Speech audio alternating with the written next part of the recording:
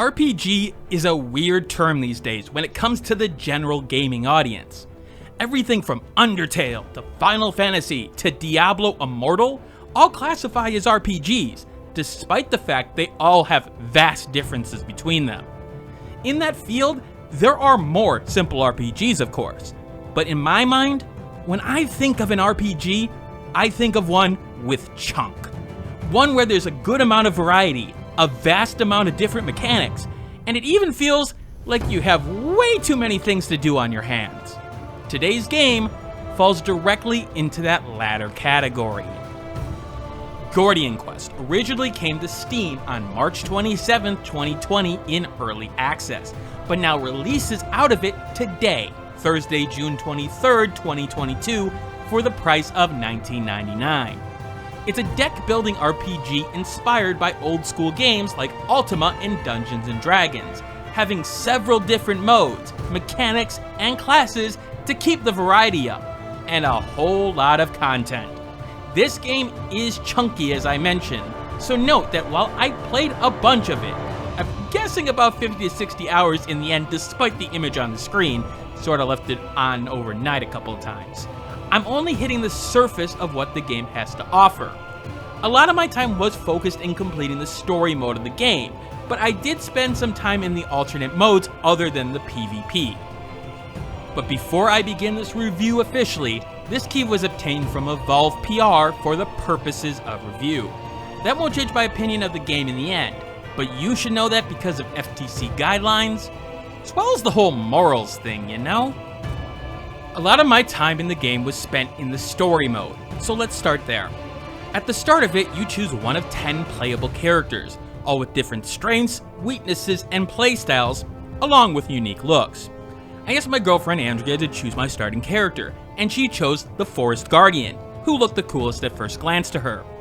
Don't worry, however. In story mode, you will get all the characters in order of complexity during the campaign and can switch them out as you please. You'll get the choice of a starting deck focused on one of the predefined aspects of that character, and if you're like me, you'll look at what looks the most interesting and select that one. Then your adventure will begin. At the start of story mode, you'll be placed on the map, and you'll travel from node to node, interacting with the various actions that you can perform in the overworld. You can run into events that will trigger skill checks from your characters, go on an expedition to find some loot, or of course, battle enemies in an encounter, with some being randomized and some seemingly hard-coded. That only scratches the surface, however, as you have things like shrines and merchants you can come across. But let's be honest here. You want to first know about the game's combat, where a big chunk of your choices and strategy will be put to the test, so let's focus on that. Combat is a turn and grid-based battle system that has you drawing from your deck to use a variety of skills to take down your enemies. If you've played any sort of tactical RPG like Final Fantasy Tactics or Into the Breach, you should know what to expect here in general. But in this case, your actions come from a deck that you can pre-build. In the bottom left-hand corner in the blue circle, you have your action points, which are used to play a good amount of your skills, aka any card with a circle in the top left corner. All you need to do is spend the points in the circle to be able to play the card, and it's simple as that. But you'll also notice that there are cards with hexagons on them. Those use SP points, and if you look in the bottom left, you'll also see a hexagon there. Those are your SP points. Now, SP points are like action points, but they're a little different. They're earned by, well, playing action cards, and are also earned in other ways. The thing is that SP points can also roll over to the next battles, or in particular, don't actually replenish at the start of a battle or a turn like with action points. So you have some different elements that you have to keep track of, which cards that you may want to keep if you are able to hold onto a card based on your character, so on and so forth. The actions here vary, but fall into a couple of different generic types. You have attacks and attack spells, which have range and damages, along with different specific effects, like causing a bleed or knocking enemies back. You have buff and heal spells, debuff spells, field affecting spells, and movement spells. The job is simple. Kill the enemies on the other side of the field, but avoid any of your characters going down, well, at least hopefully. Each character has their own rules with drawing cards, retaining cards, and will go in order in terms of their initiative. And really, that all comes down to how you build your characters and what you're fighting.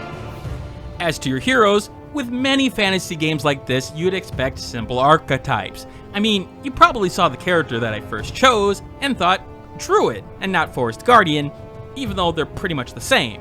So simple Druid archetype, right? You know, medium armor, healing ability, maybe the ability to transform into a cat? Well, sort of. Think more World of Warcraft here, where you have multiple archetypes within that class, and skill trees that you can focus on. Let's take for example the Forest Guardian I selected. First, you could go down a primal path, focusing on strength and aggressive attacks with physical defense in order to protect yourself. Or you could focus on elemental attacks, hitting enemies with wind and cold, and adding thorns to your body to deal damage back to enemies. Or you could be a Beastmaster, focusing on summoning helpers that you can shift and buff and sort of, manipulate the field. Or you could be a combination of all of these, grabbing a bunch of different ones to make a specific build to your liking. There's a lot for one character. Now think of this times 10. What should be noted is that while I usually like to try all the classes in games like this and spread the love per se, despite that, there's always usually a character or two or class that I end up liking the most and use them just a bit more than everybody else. Here, I can't say that was strongly the case. I loved all the character implementations, even the more basic ones. Sure, Catherine the Enforcer is very paladin-like, using spells to protect others while focusing on buffing and doing physical damage with her sword and shield, using the channel status to reduce some of her bigger spells' cost and use in very specific situations. You've got the Scoundrel, who's a dual-wielding attack machine, focusing on small amount skills and draw to pair with a stab ability that can cause massive damage, even if he's sort of a glass cannon at times. But then you've got the oddballs, like the Warlock, who focuses on blood magic, manipulating his own debuffs that he may place upon himself and enemy debuffs to convert them into massive damage, creating blood pools and just trying to stay alive with all the blood that's sort of flying around. Now, my favorite hero is the Sonneteer. She's sort of a bard that focuses on specific tomes to apply buffs, but can also combo into massive damage at times. She's really fun to figure out, oh god, what will her next unlocked skill do, and can be a lot more interesting if you try to be very flexible with her, as you use your card draw and the different tones to try to find the right combination that you need for the battle right now. Or you're just going, oh god, I did not draw the right card, what do I do, what do I do? Trying to figure out what combinations of heroes work together well against the different enemy types that have strengths and weaknesses is the major selling point of Gordian Quest in my mind. And even now, with the amount of hours that I have under my belt in the campaign, I'm still experimenting with that.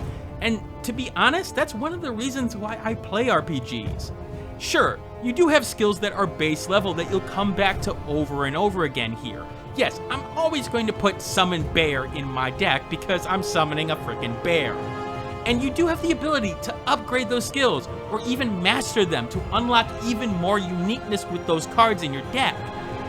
I love RPGs when you're able to match your character to the type of player that you are or what kind of story you want to tell with them. And this game gives you so many options. And for those who get overly stressed with options in RPGs, this game is definitely not for you. Because the game is willing to play along with whatever you do, and will explain things, but it's not gonna stop you from making mistakes. For example, I didn't know what a ward was referring to when it came to the Ranger. I didn't realize that it was referring to a specific turret type because I sort of read it and didn't think about it. And I took the card when offered it thinking it could work to buff my turrets, and no, it couldn't. It was for a specific type of turret, so it became a dead card in my deck. Granted, I could easily take it out, but I'm the kind of person who loves to see every card, so yeah, no, it stays in.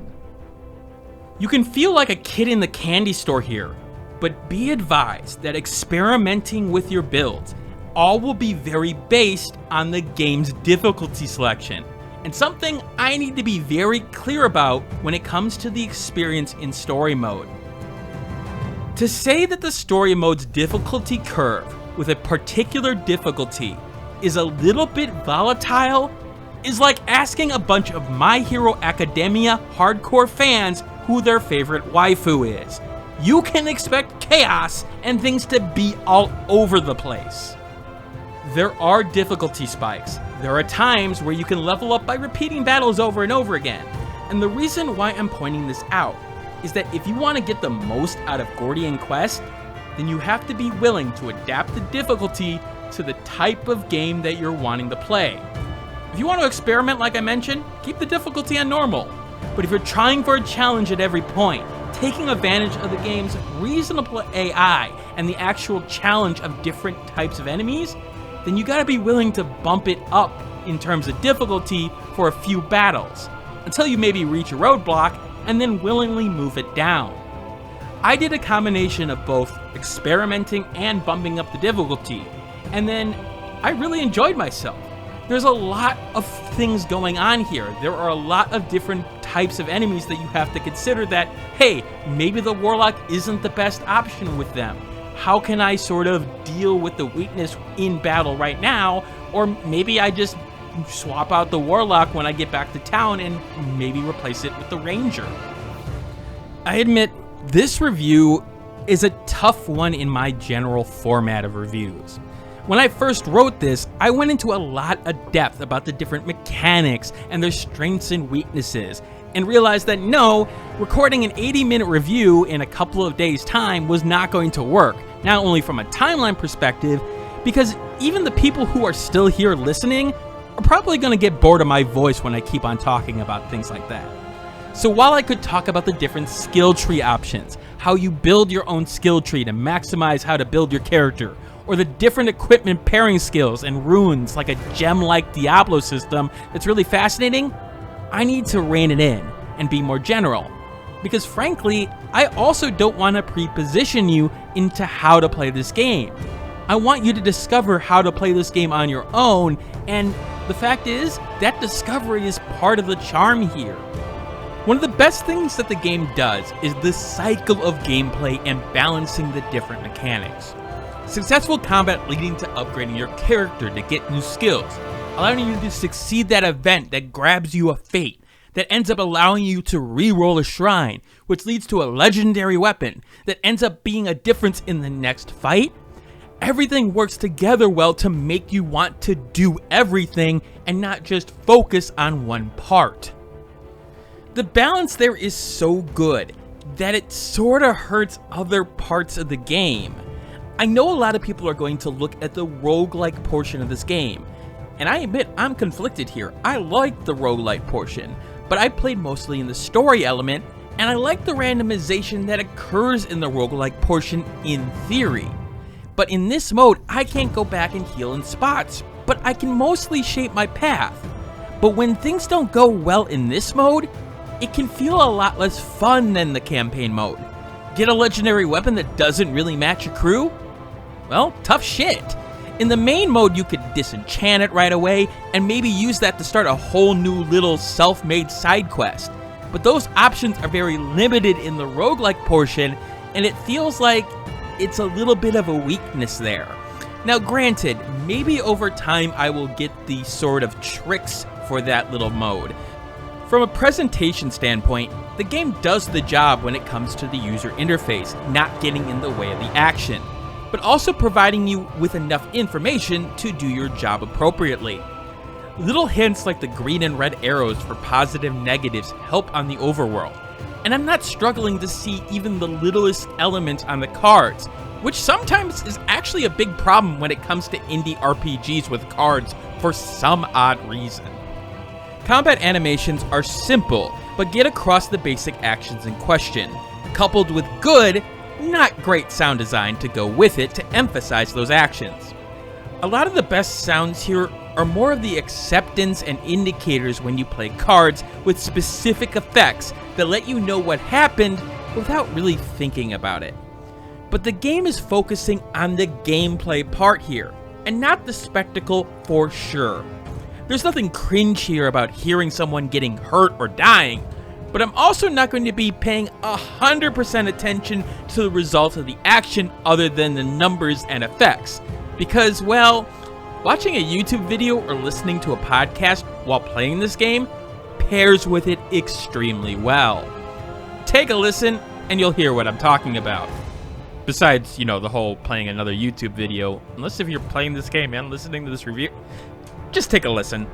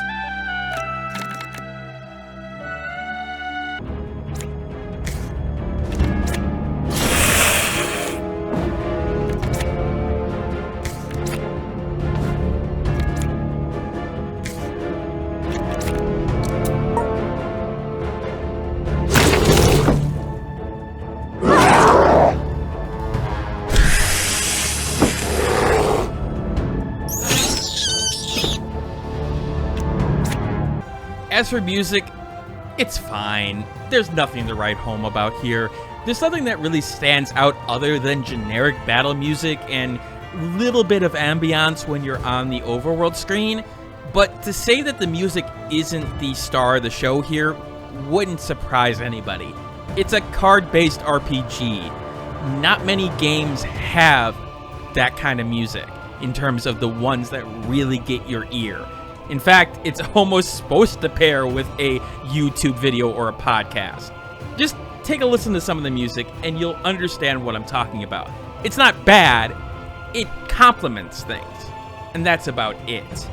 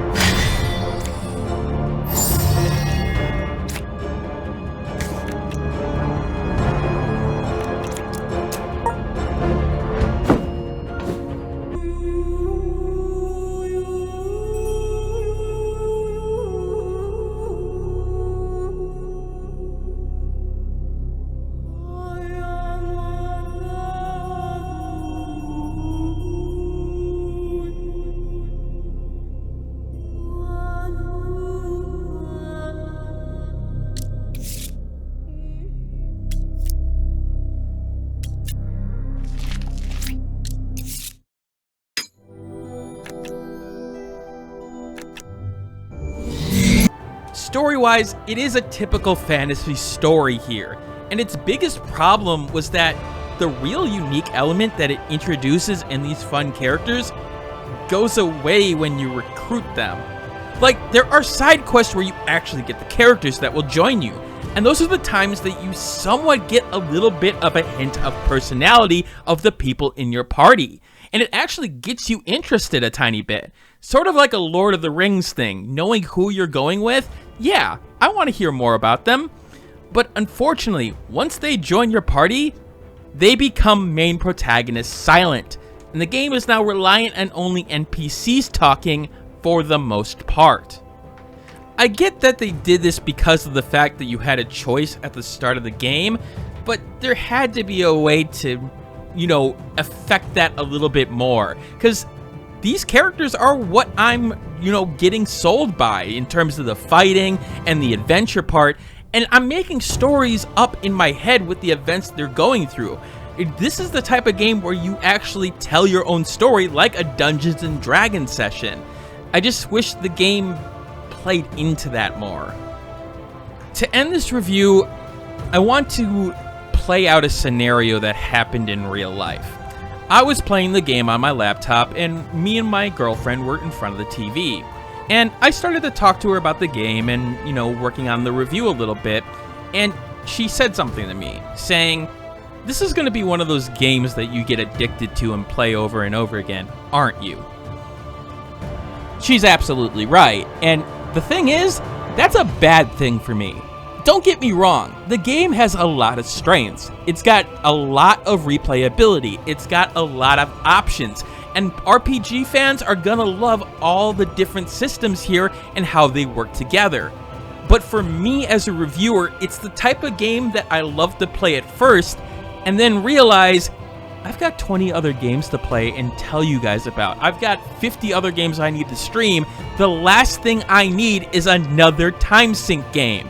Yeah, fight for tight spaces, Slay the Spire, Hades, those type of games where you just keep on going and going and going. I don't need another game like this, and yet this will add itself to the list because it's that fun.